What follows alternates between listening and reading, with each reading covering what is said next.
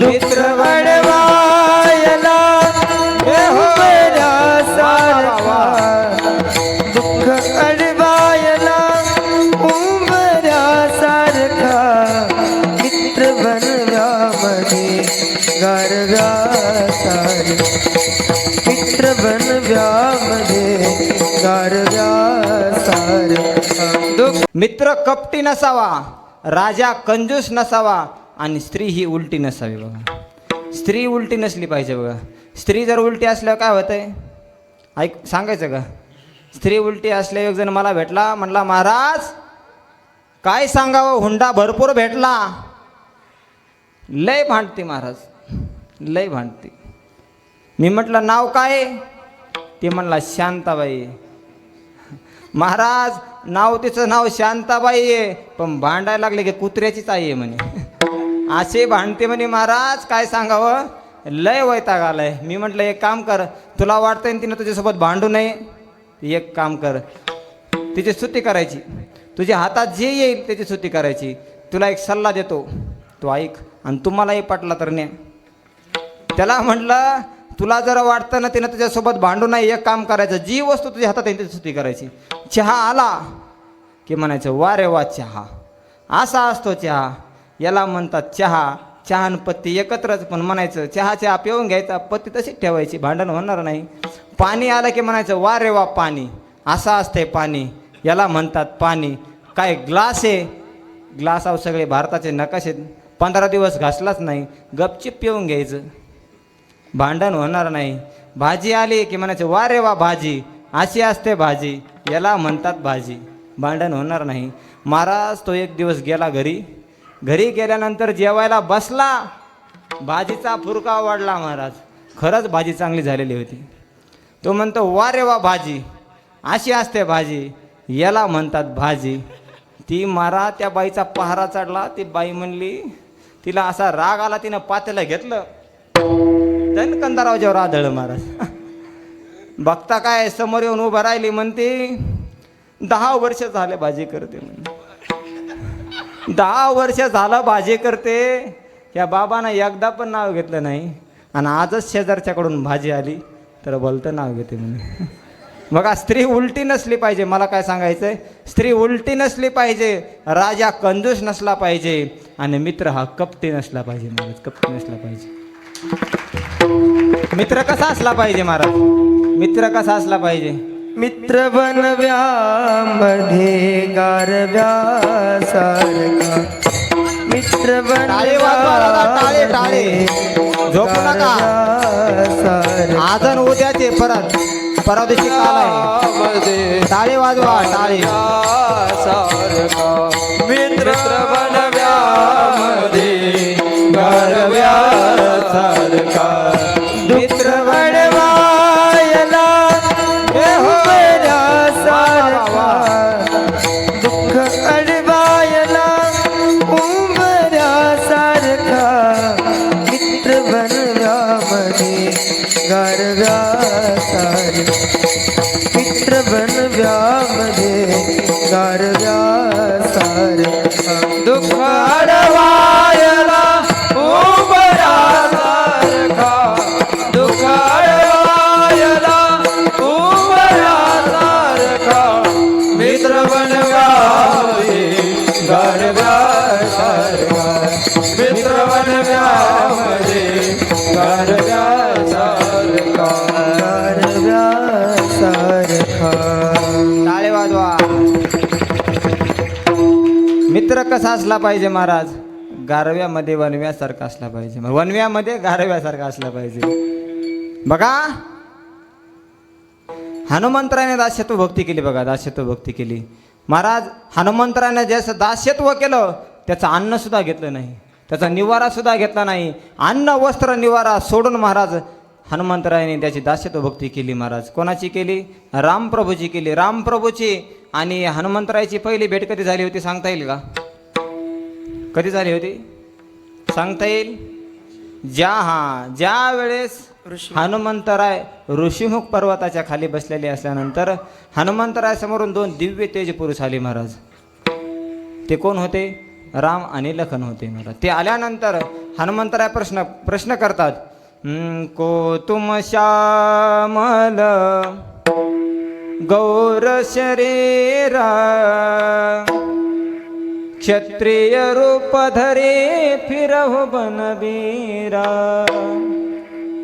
कठिन भूमि कोमल पदगामी कवन हे तो बिचरव बन स्वामी. हनुमंतरायाने प्रश्न विचारला महाराज तुम्ही कोण आहात. त्यावेळेस हनुमंतरायाची आणि रामप्रभूची पहिली भेट झाली बघा. पहिली भेट झाली त्यावेळेस हनुमंतराय आणि रामप्रभूची पहिली भेट झाल्यानंतर आपला हनुमंतराय लक्ष्मणजीला आणि रामप्रभूला आपल्या खांद्यावर घेतात आणि कुठे घेऊन जातात. सुग्रीवाकडे घेऊन आलेले आहेत महाराज. सुग्रीवाकडे घेऊन आल्यानंतर सुग्रीवाची आणि रामप्रभूची मैत्री होती बघा. सुग्रीवाची आणि रामप्रभूची मैत्री झाल्यानंतर रामप्रभू म्हणतात सुग्रीवा मी तुला काही नीती सांगतो ऐक. घेण्या देण्यामध्ये काही वाद नसावा. आपला मित्र जर संकटामध्ये असेल तर त्याला आपण काय केलं पाहिजे मदत केली पाहिजे. सुग्रीवा तुला मी एक नीती सांगतो ऐक. स्त्री उलटी नसावे राजा कपटी नसावा. आपला राजा कंजूस नसावा आणि मित्र हा कपटी नसावा महाराज. रामप्रभूंनी मग काय झालं महाराज. रामप्रभू आपलं सुग्रीवाचं आणि वालीचं युद्ध झालं महाराज. सुग्रीवाला गादी प्राप्त झाली. सुग्रीवाने 4 दिशेला 4 सैन्य पाठवलं. 4 दिशेला 4 सैन्य पाठवलं. दक्षिण दिशेला हनुमंतरायाला पाठवलं बरं का. दक्षिण दिशा ही कशाची आहे बोला बोला. दक्षिण दिशा कशाची आहे एकांतरी सांगा ना. हां यमाची दिशा आहे. यमाची महाराज. यमाला सुद्धा हरवण्यात ताकद होती बघा हनुमंतरायामध्ये. यमाला सुद्धा हरवण्याची ताकद होती. हनुमंतरायाला संपातीची भेट झाली. हनुमंतरायाला संपातीने सांगितलं अशोकवनामध्ये सीतामाता शोक करीत आहे महाराज. हनुमंतरायाला राहवलं नाही. हनुमंतराय उंच पर्वतावर गेले. भरारे घेतली आणि हनुमंतरायाला भरपूर विघ्न आले महाराज. भरपूर विघ्न आले. एक एक एक एक विघ्न पार करत महाराज हनुमंतराय लंकेपाशी पोहोचले. लंकेपाशी पोहोचल्यानंतर महाराज सुरसा नावाची राक्षसी हनुमंतरायाला गिळण्यासाठी आली होती. कोण बरोबर आहे का रामायणाचार्य आहेत काय ते कोणी. लंकिनी हां लंकिनी. हां लंकिनी. सुरसा एक आणि लंकिनी एक 2 राक्षसीनी आहेत महाराज. त्या राक्षसीनी गिळण्यासाठी आल्या. हनुमंतरायाने त्यांचाही वध केला आणि हनुमंतराय लंकेच्या महाद्वारापाशी पोहोचले महाराज. बघा कथा खूप छान आहे ऐका ध्यान देऊन.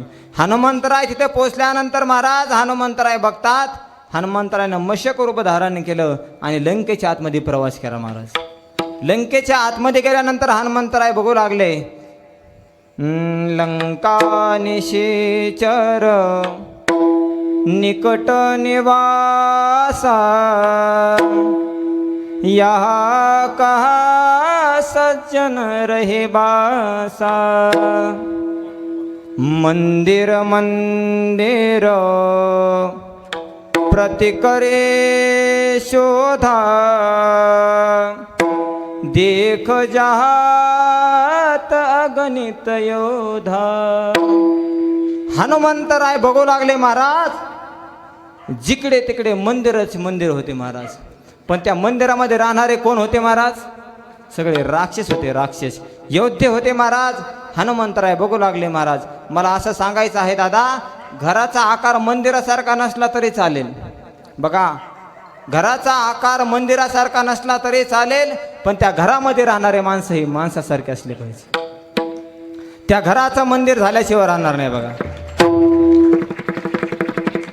हनुमंतराय शोध घेऊ लागले महाराज माझी सीता माता कुठे असेल. मंदिर मंदिर प्रतिकरे शोधा. प्रत्येक मंदिरात बघू लागले महाराज माझी सीता माता कुठे असेल. सीता माता कुठे असेल. सीता मातेची आणि हनुमंतरायची भेट झाली बघा. हनुमंतरायची आणि सीतेची भेट झाल्यानंतर सीता माता हनुमंतराला आशीर्वाद देतात. अष्टसिद्धिनो निधिके दाता असबर दीन जानकी माता. महाराज हनुमंतरायाला आशीर्वाद दिल्यानंतर हनुमंतराय महाराज सगळ्या बागेचा विध्वंस करतात. भरपूर राक्षसाला मारतात. मग रावणाने त्याला राक्षसांनी काय केलं महाराज त्या हनुमंतरायाला पकडलं गेलं. महाराज हनुमंतराय पकडण्यासारखे होते का होते का. पण ते मुद्दाम केलं होतं महाराज. हनुमंतरायाला पकडण्यात आलं. हनुमंतरायाला बंदी केलं. रावणाच्या दरबारामध्ये हजर केलं. रावणाच्या दरबारामध्ये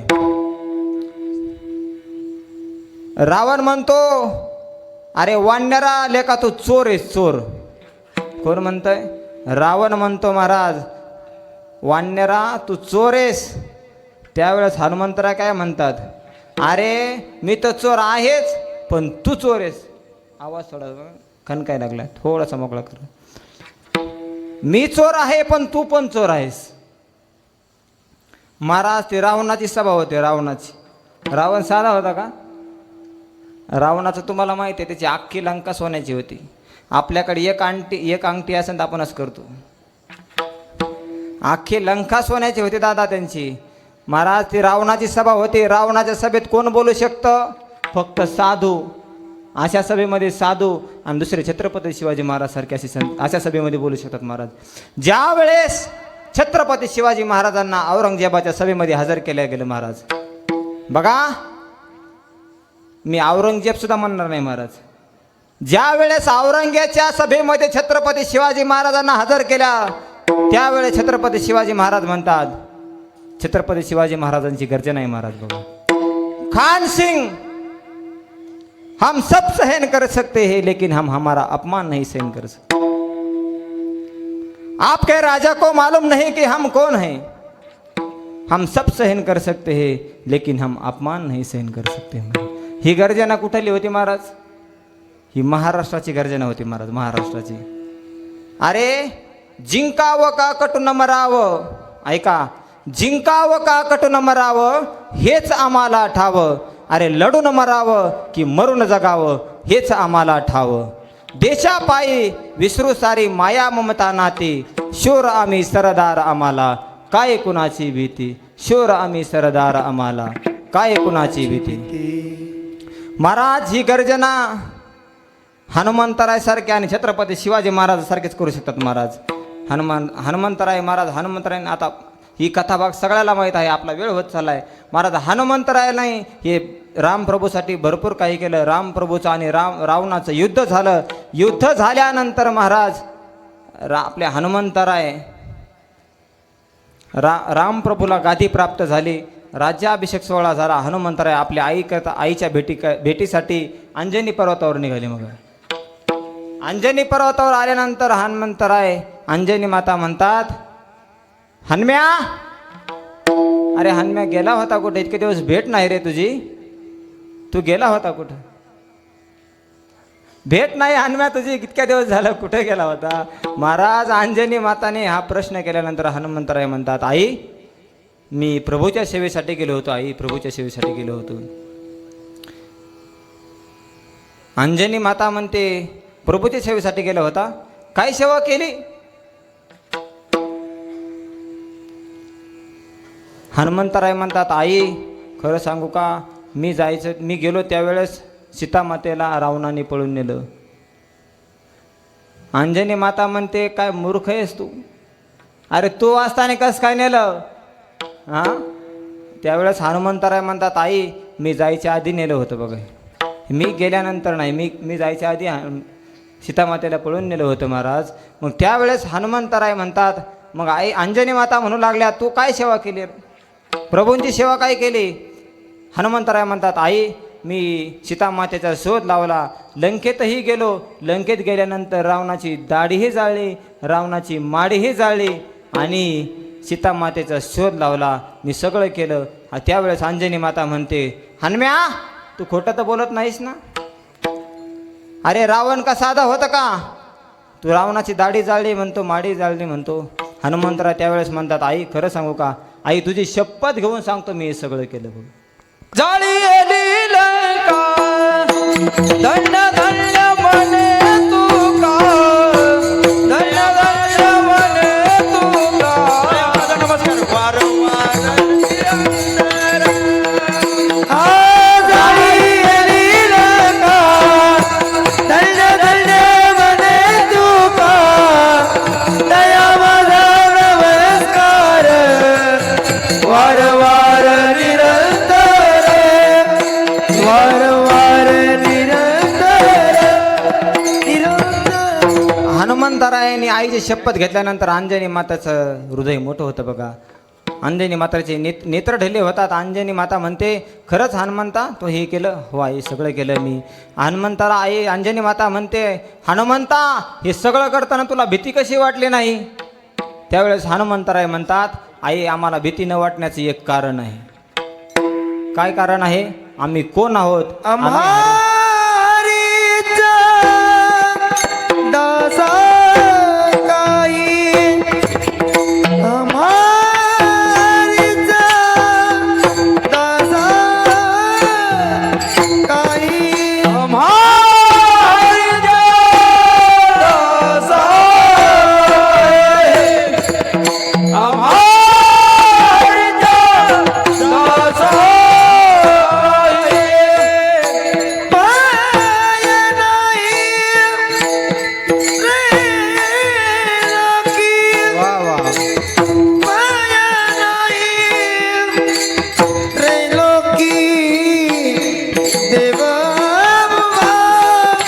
मागे पुढे, देवा मागे पुढे, भया नाही त्रैलोकी, भया नाही, भया नाही त्रैलोकी, देवा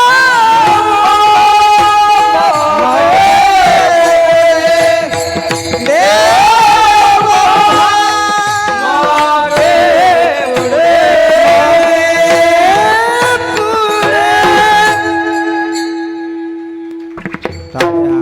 अरे वा. महाराज तुकोबाराय म्हणतात, आम्ही हरीचे दास आहोत, दास. आम्हाला भीती नाही. सगळ्यांना भीती आहे पण आम्हाला भीती नाही बघा. तुकोबाराय म्हणतात, इह लोकात नाहीच नाही, आम्हाला त्रैलोक्यात सुद्धा भीती नाही बघा. बघा एक उदाहरण सांगतो तुम्हाला, हरीच्या दासाला भीती का नसती. भीती हरीचे दास घाबरत नाहीत बघा. एकदा काय झालं महाराज, पुणे जिल्ह्यामध्ये केंदूर नावाचं गाव आहे. फास्ट सांगतो, केंदूर नावाचं गाव आहे. त्या तिथे कानो पाठक नावाचे संत होऊन गेले.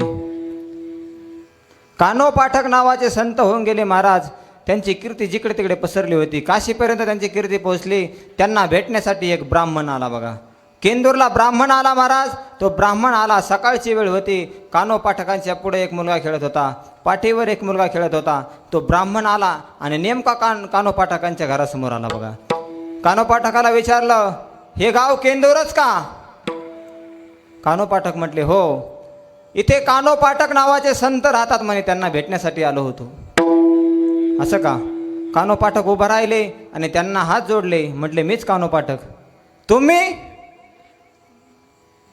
अहो, तुमची कीर्ती ऐकून मला असं वाटलं होतं तुम्ही सकाळी सकाळी काहीतरी पूजा, काहीतरी तुमचं अध्ययन चालू असेल, पण तुम्ही तर लेकरं खेळवता. तुम्ही कसले साधू आहेत? तुम्ही कसले संत आहात?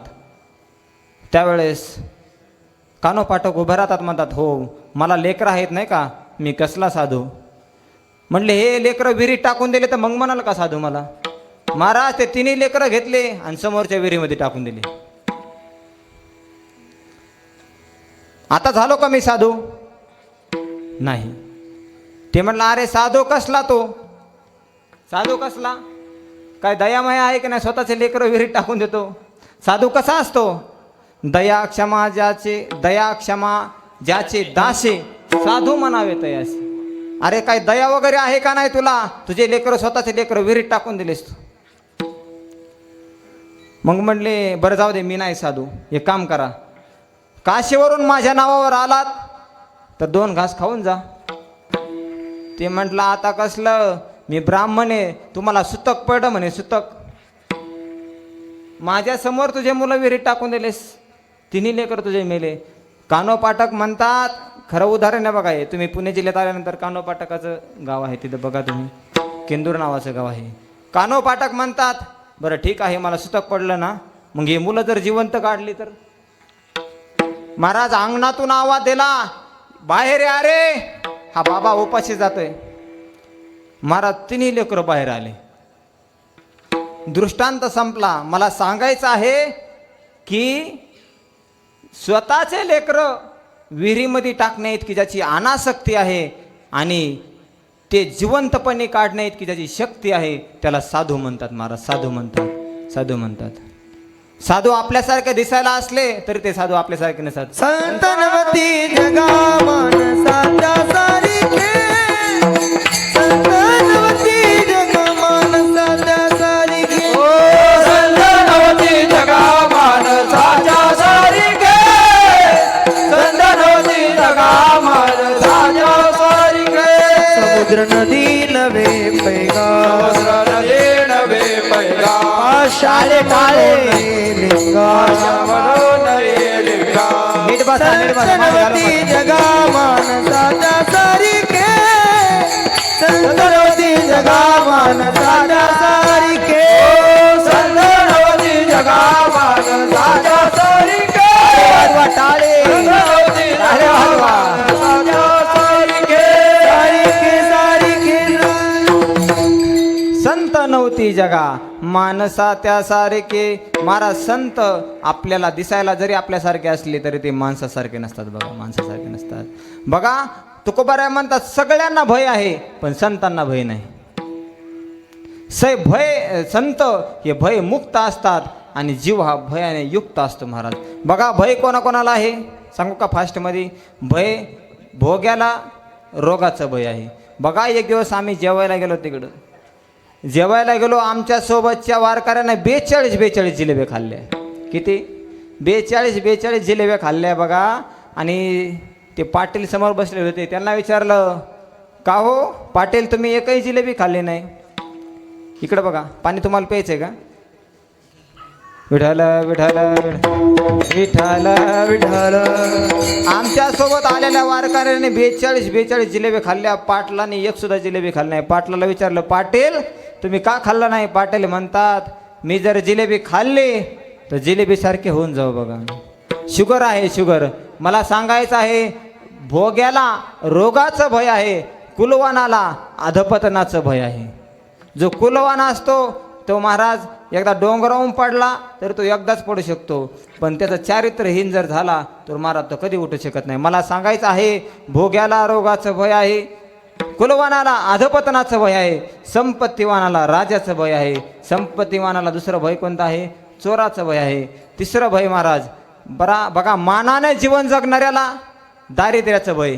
बघा एखादा व्यक्ती गरिबी भोगून श्रीमंत झालेला बरा, पण श्रीमंत होऊन गरीब झाल्यानंतर महाराज त्याला फार दुःख होतं. मला सांगायचं आहे मानाने जीवन जगणाऱ्याला दारिद्र्याचं भय आहे, रूपवानाला म्हातारपणाचं भय आहे, शास्त्राला वादाचं भय आहे, शरीराला काळाचं भय आहे. पण तुकोबाराय म्हणतात आम्हाला भय नाही. आम्हा हरीच्या दासा काही भय नाही त्रैलोकी. या त्रैलोकामध्ये सुद्धा आम्हाला भय नाही बघा. आम्हाला भय का नाही त्याचं एक उदाहरण सांगतो. एक वारकरी होते, वारकरी एका वाड्यासमोरून जाऊ लागले बघा. वारकरी वाड्यासमोरून जात असताना वारकऱ्याच्या मागं कुत्रं लागलं. कुत्रं धावत आलं, वारकऱ्याच्या गळ्यामध्ये त्याने पाय टाकले. वारकरी घाबरून गेले होते. वारकऱ्याला वाटतं आपल्याला चावतंय आता हे. वारकरी खाली वाकू लागले, दगड घेऊ लागले. तेव्हा तितक्यात गावकऱ्या आवाज दिला, वारकरी दादा दगड जर उचलसान, दगड जर मारला तर कुत्र नरडच फुरतंय बघा. तुम्ही एक काम करा. मी काय करू मग? ज्याचं कुत्र आहे त्याला आवाज द्या. कोणाचं आहे? अहो बाकीचे चौकशा कशाला करता तुम्ही? आवाज द्या. आमच्या गावच्या कृष्णा पाटलाचं आहे म्हणे. कृष्णा पाटील. आवाज दिल्यानंतर महाराज कृष्णा पाटलानं आतमधूनच आवाज दिला. कृष्णा पाटील आतमध्ये कांदा पोहे खाऊ लागले. कृष्णा पाटलाने आवाज दिला. कृष्णा पाटील म्हणले मोत्या मोत्या येऊ. महाराज लगेच मोत्या आतमध्ये गेला. थोड्या वेळानं पाटील बाहेर आले. पाटील म्हणू लागले कोणाच्या मागं लागलं होतं हे कुत्र? पाहिल्यानंतर बघतात तर खांद्यावर पताका आहे, डोक्याला टोपी आहे, गंध आहे. वारकरी दादा दिसत. वा वा या बाबा आतमध्ये या. आतमध्ये बोलवलं. आतमध्ये बोलवल्यानंतर त्यांना बसण्यासाठी आसन टाकलं. महाराज वारकऱ्याच्या पायामध्ये जोडे होते, तसंच दर्शन घेतलं पाटलाने. तेव्हा कुत्र असं सगळं बघू लागलं. कुत्र म्हणलं आईला हे तर जरा मोठं दिसायलं माझ्यापेक्षा, आमच्या मालकापेक्षा मोठं दिसायलं वारकरी. मालकानं तसंच दर्शन घेतलं. मालकाने पाणी दिलं, दूध दिलं, दूध पिलं महाराज त्यांनी. मग पाटील म्हणू लागली, येत जा बर का, हे आपलंच घर आहे, परत येत जा. म्हणले हो. मग निघले वारकरी, येत जा, आपलंच घर आहे, काय संकोच करू नका, येत जा. असं मागं मागं सरकू लागले. ते कुत्रं असं समोर बसलेलं होतं महाराज. वारकरी मागं सरकता सरकता काय झालं, त्या कुत्र्याच्या पायावर डोक्यावर त्याचा पाय पडला वारकऱ्याचा. महाराज ते कुत्रं त्याच्या तोंडावर पाय पडला तरी कुत्रं फक्त शेपूट हलवू लागलं, फक्त शेपूट हलवू लागलं. का बरं? कारण त्याचा मालक तिथं उभा होता. त्याचा मालक तिथं उभा असल्यामुळे मला सांगायचं आहे, कुत्र्याचा मालक जर तिथं उभा असेल तर वारकऱ्याला भय नाही. पण महाराज भगवत भक्ताला जर हा काळाचा मालक जर उभा असेल तर त्याला कसली भीती आहे. तेच अभंगाच्या द्वितीय चरणात सांगतात. देव उभा